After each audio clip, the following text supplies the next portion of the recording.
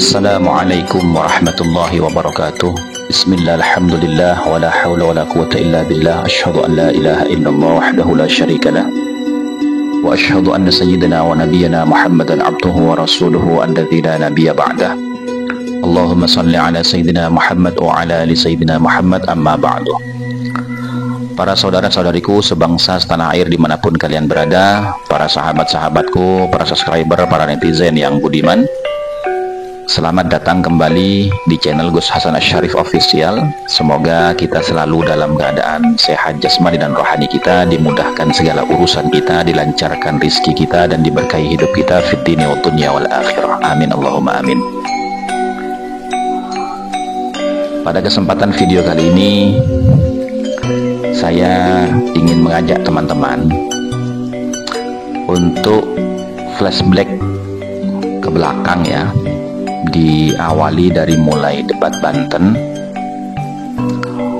Kenapa saya mengajak teman-teman untuk flashback ke belakang dimulai dari debat Banten? Karena begini, saya berpikir gitu, ketika banyaknya beberapa bulan terakhir ini ya, framing, penggiringan opini bahwasanya Kiai Imaduddin Usman Al-Bantani ini itu mengikuti teorinya Wahabi. Dalam artian narasi yang mereka lemparkan itu, karena tidak ada ulama Ahlus Sunnah wal Jamaah yang menolak nasabnya klan Ba'alawi kecuali kalangan Wahabi. Kenapa ada narasi seperti itu? Itu karena bermula dari debat Banten, di mana Kiai Qurtubi itu yang pertama kali ya menyatakan itu. Ini menurut penelusuran saya. Namanya kita berpikir ya, ada apa ini sebenarnya? Kok seakan-akan ya mereka ini selalu merasa paling benar, merasa paling suci, merasa paling aswaja, bahkan merasa paling bisa gitu loh. Karena ya debat Banten itu tidak fokus kepada pokok permasalahan atau inti permasalahan.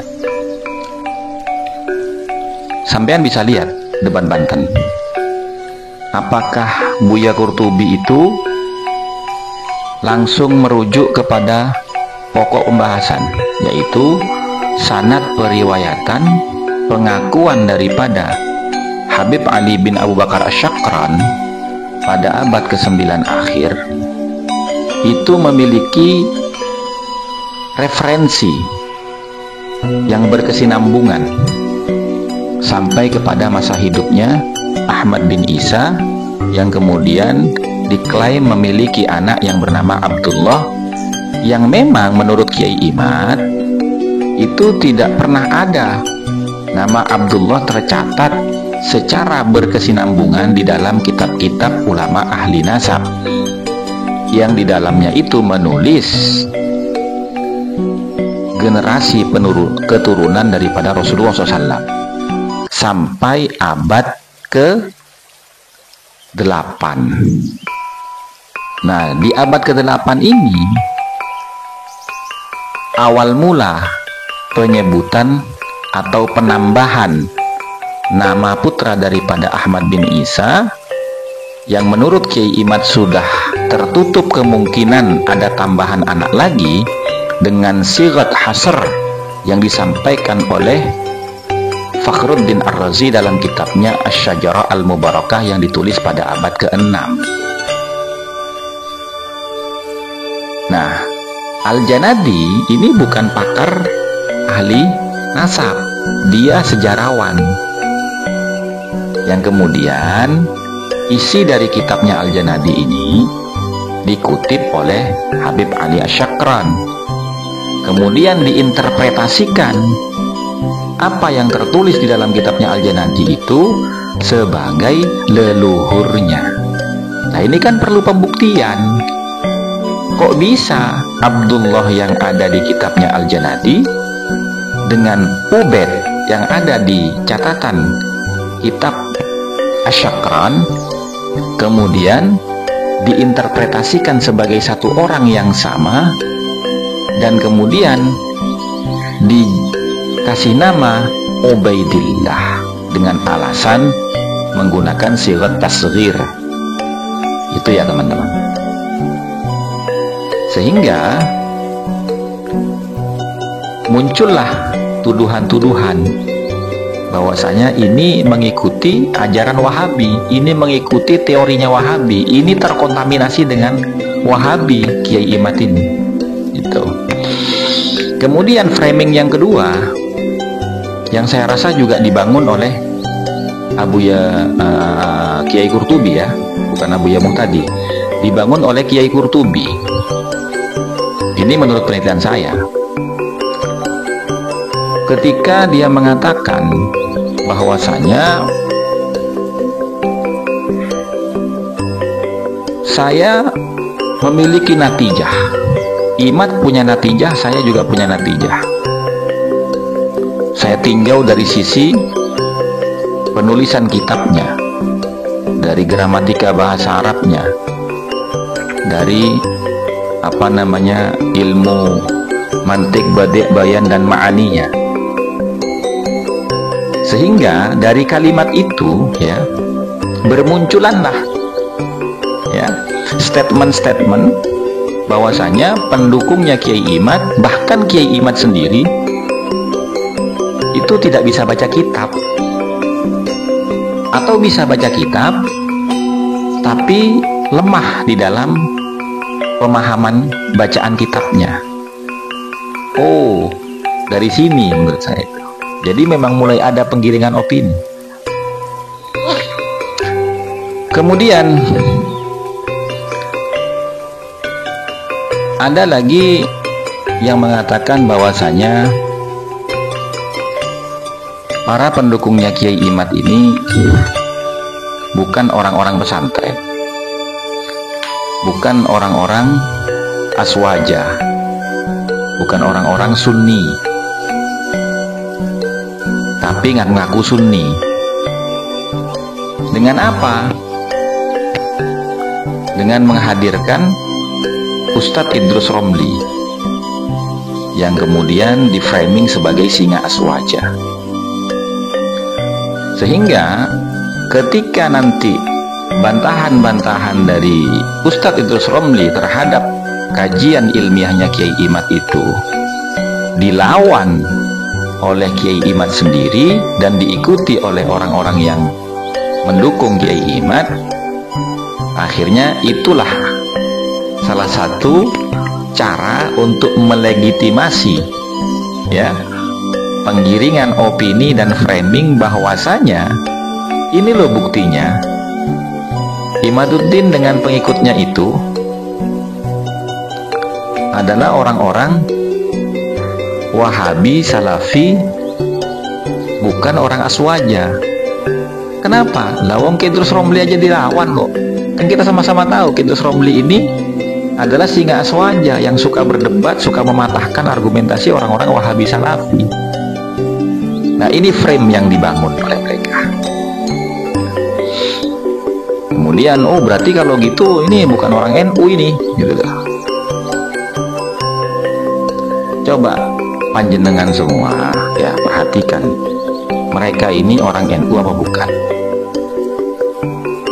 Ya, karena gini, tidak semua orang yang berseberangan dengan Kiai Qurtubi, dengan Habib Hanif Al-Attas, dengan Ustadz Romli itu kemudian serta-merta bisa dituduh sebagai Wahabi. Sementara mereka ini bukan orang NU. Lihat biografi mereka. Mereka ini orang-orang FPI. Kiai Qurtubi itu FPI. Habib Hanif Al-Attas FPI. Ya. Kemudian adapun Ustadz Idrus Romli yang baru-baru ini muncul dan kemarin muncul lagi dengan Kiai Lutfi Basori Singosari Malang, apakah itu orang NU? Kan bukan. Ya, justru mereka membuat NU tandingan yang disebut NUGL. Jadi saya rasa kalau orang itu ya memiliki nalar dan mau belajar untuk menelaah, belajar untuk meneliti dari mulai awal sampai sekarang bagaimana perkembangan framing dan penggiringan opini yang mereka lancarkan, kita tahu gitu loh. Nah, kemudian yang ketiga, Ustadz Idrus Romli ini membawakan kitab-kitab ulama-ulama salaf, membawakan kitab-kitab ulama khalaf, kemudian juga menyebut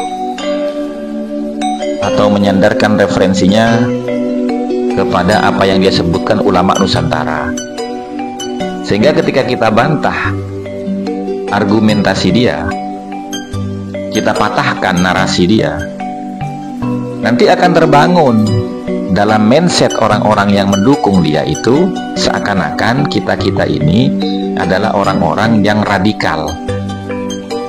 Kenapa? Karena berani melawan sesepuh para ulama, bahkan tokoh-tokoh ulama yang jadi panutannya Nahdlatul Ulama. Itu framing semua.